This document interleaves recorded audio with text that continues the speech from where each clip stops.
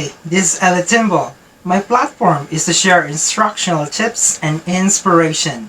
Welcome for another round of Power Up Your Instruction. For those who are new in this channel, please hit subscribe. Please subscribe for the latest instructional tips and inspirational journey of a global teacher, and thank you. In this webinar session, we will discuss the private school's instructional modalities, bringing learning to life. The non-negotiable minimum requirements for the readiness with the learning modalities of private school must be met. In today's session, our goals are: first, identify the three learning modalities for private school. Second, identify the different areas of readiness for private schools.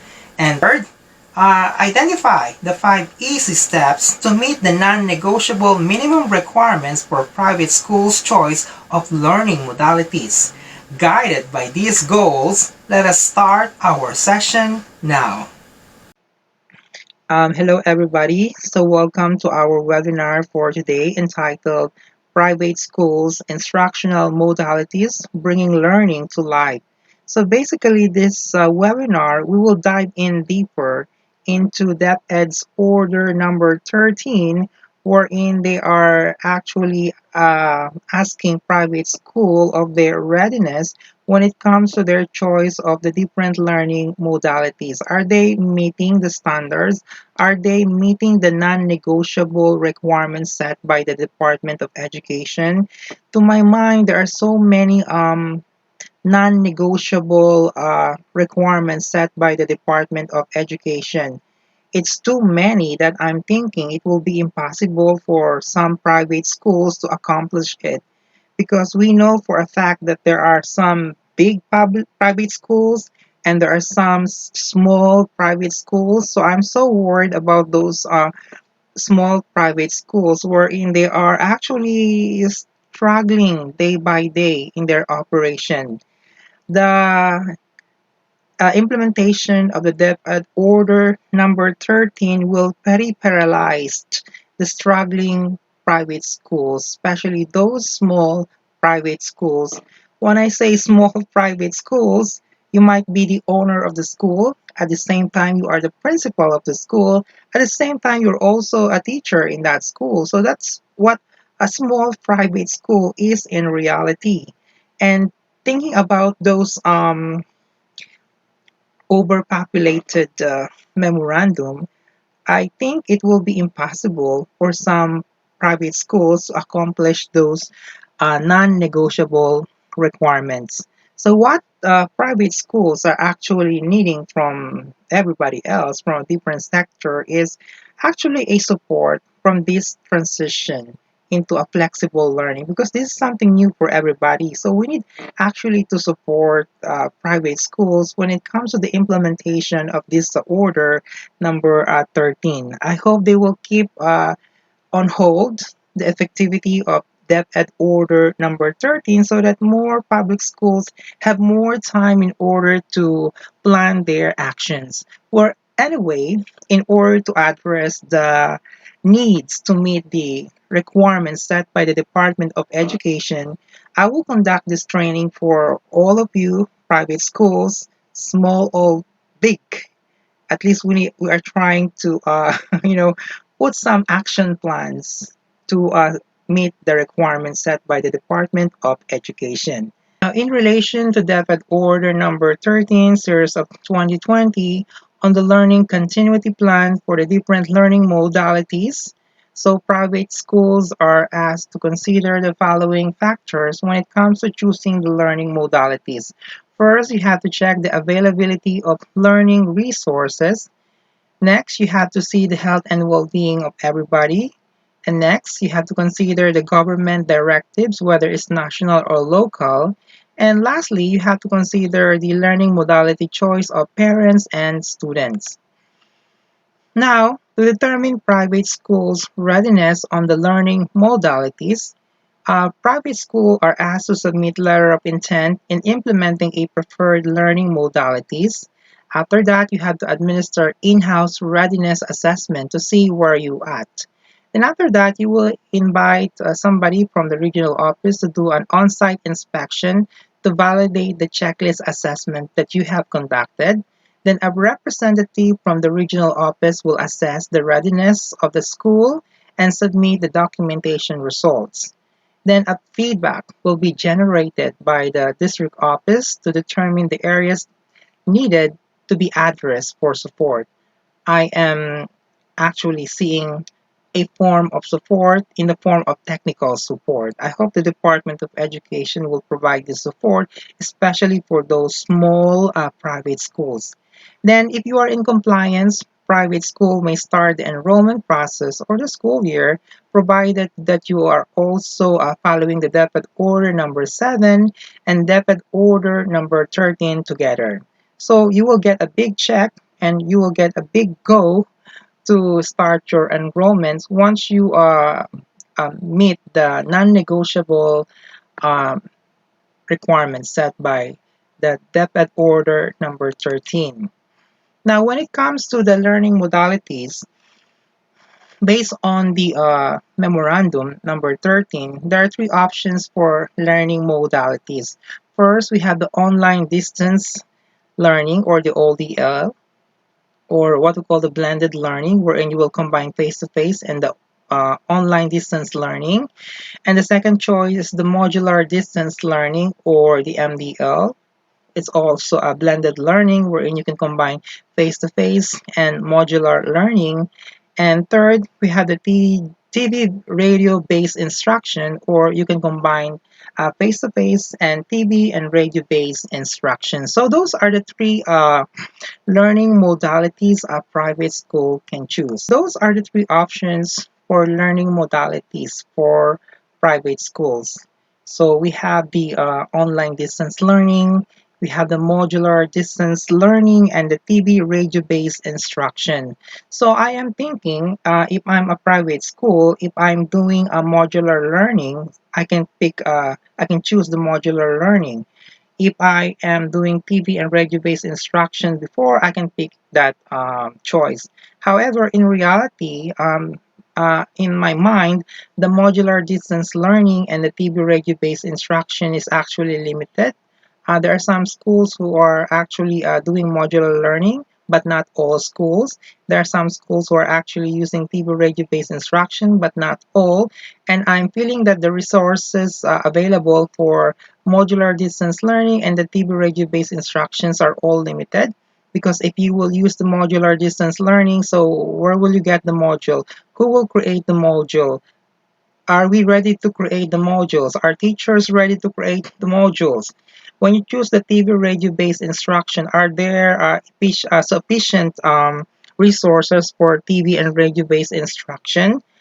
Um, I think not. So if I'm a private school, I have to choose the online distance learning wherein it's available. There are lots of resources when it comes to online resources. So if I am a private school, I will choose the online distance learning. So now what are the documentations needed for a private school if he or she will choose the online distance learning? So these are the documentation to be submitted for online distance learning or slash blended learning, wherein you combine the face-to-face and the online distance learning. There are 10 documents that you need to submit. It's a lot, right? So even though it's a lot, still you have to comply.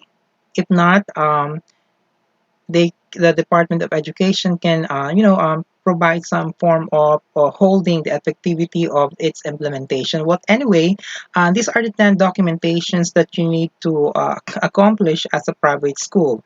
First, you have to provide them with your school certificate of compliance, which is actually the checklist. Second, you need to provide a certification infrastructure technology. This includes your internet provider, web hosting service provider, technical support, learning management system, online system support, and so on. Third, you need to third, disclosure of e-learning applications. Fourth, statement of undertaking for course, where availability or the self-learning package. Number 5, statement of e-learning platform accessibility. Number 6, you should have a curriculum implementation, statement of compliance with the Department of Education, minimum learning competencies. Number 7, certification of professional development training for teachers with the implementations of the online distance learning. And number 8, you need to provide them with certification of existence of training for parents with the implementations of the online distance learning. Number 9, you have to provide them with a copy of your school's permit to operate or government recognition. And number 10, you have to provide them with statement of undertaking on tuition and other fees are consulted also with parents. So those are the 10 documentations you need to submit as a private school. I know it's a lot, right? So I hope those small private schools can comply with those documentation. Now, what are the areas of readiness? So when you choose the online distance learning as your learning modalities, disregarding those two, so these are the requirements that must be available and that needs to be addressed. So there are how many areas that you need to consider? We have 1, 2, 3, 4, 5, 6, 7, 8. So there are areas of readiness you need to consider. First, you have to look into your platform and support. You have to see the content, the assessment, the governance, the continuance, the teacher, the learner, and the parents. So let's get into it one by one.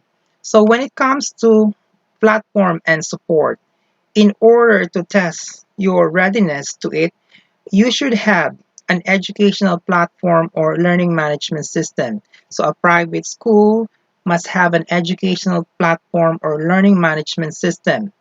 And also, private school must have some form of technical expertise. Next, a private school should have a facility or email facility or domain name, and private school should have a help desk personnel. So that are the things that you need to consider when it comes to platform and support. Next, about the content. So you have to check your readiness when it comes to your content. So meaning the school has a complete and appropriate content for the first quarter in your chosen platform. So meaning your lessons, your instruction, your learning package, your learning module for the first quarter must be ready. If you choose the online distance learning, it should be there ready to be executed. Next area of readiness to consider is assessment. So private school should have a proper assessment available in the platform that is regularly reviewed and updated. Next, you have to look into the governance. So private school orient the teachers, the parents, and the learners about the online learning policies and direction. Another areas of readiness to be considered is the continuance. So the school has a technology knowledge enhancement program such as trainings and seminar for parents, students, and teachers. Another areas of readiness to be considered are the teachers. So when it comes to the teacher, private school must institutionalize the training and updating of teachers. Next, teachers should have access to device or connectivity, and then teachers are well oriented on depth ed policies on online learning and have access to depth ed commons and LRMDS. Next area of readiness to consider are the learners. So the learner must have access to resources such as they should have a device, they should have access to connectivity and access to the lessons. And next, we have also to consider the parents. So when it comes to the parents, you have to see that parents are expressed, they need to express willingness for the options of online distance learning for their children. And parents are willing to co-supervise and co-monitor the progress of their children's online learning. So those are the areas of readiness that a private school must look into. Now, when it comes to your readiness, when it comes to your preparedness on this, you have to take actions, right? We need to put words into actions. So I am just thinking that I put plus on the following: parents, learners, teachers, continuance, governance, assessment, and content. Because these are transactional issues that is easily you can fix. Content, well, we are all teachers, we can provide content, we can do assessment, we can do governance, continuance, and we can influence teacher, learners, and parents. But I put negative on platform and support. This is something that a private school, a small private school, should take into actions. Not all private schools have some form of technical support when it comes to implementing a platform and support or creating a platform and support. So this is something that they need to look into. Now, in order to meet the non-negotiable requirements, I devise a 5 steps. I need to keep it simple and creative for our people in the private school. So, first step that you need to consider is choose a school-wide educational platform or learning management system. Then second, you have to design the learning content for quarter one. Third, parent engagement and support must be there, meaning parent engagement means the parents are actually there to supervise the learning of their children, and they have to support you when it comes to your choice of learning modalities. And number four, provide training and orientation for all. For teachers, for students, and parents. And number five, check the accessibility of the online distance learning resources and support. So those are the 5 easy steps for private school that they need to execute. So what is the bottleneck here is step one. In choosing LMS or your educational platform, uh, how will you create educational platform? How will you provide LMS for your teachers, for your students, and for the parents. So that is the difficult task to do, right? Well, at least we need to try something in order to meet this non-negotiable minimum requirements set by the Department of Education. And I am thinking that we have to choose a school-wide educational platform or LMS. So what is actually the advantage of choosing it? Well, for this training, we will use the Google Suite for Education, wherein educators can create opportunities for learning. The tools and services include messaging and collaboration apps such as Gmail, Google Drive, Calendar, Classroom, and more. So, if we will choose a school-wide educational platform or LMS, I would suggest small schools to uh, create an account for Google Suite because in Google Suite there are 18 applications that you can use in your remote learning. You can have email, you can have Google Hangout, you can have Google Drive, you can have calendar, and of course, most especially the Google Classroom. So for small private schools, in order to meet DepEd's order, you have to have an LMS or a platform. In this case, we will use the Google Suite. Okay, so for the sake of you creating an account, I want you to follow the following step. Step one, you click the site gsuite.google.com, and second, click Get Started, located in the upper right hand corner. And third step, get started. Enter your business name and country. Number four, enter your contact info. Number five, does your business have a domain? Number six, how will you sign in? Seven, agree and continue the consent. And this is actually a 14-day trials period.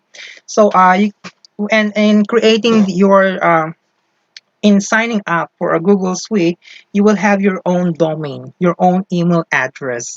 And once you have it, you can start accessing the 18 applications included in the Google Suite, such as the Google Classroom, which is a good learning management system to turn in the work for students, to retrieve the work, to provide grades and feedback. So Google Classroom is a nice learning management system. So if you sign in for your own account in your own Google Suite, you will have access to those. So I also provided some tutorial video in creating a Google Suite account and your Google Classroom info. So I have one, two, three, four, five uh, instructional video or tutorials to help you establish your domain and domain verification, creating your organizational units, and adding users and organizational units to your Google Suite. And also, I provided some tutorial video on Google Classroom, a comprehensive review. I hope this one will help private schools, okay? So now I would like to recognize our source, the debit order number 13. So thank you very much, everybody. So I hope this training helps you in your journey to implement your choice of learning modalities. Thank you, everybody.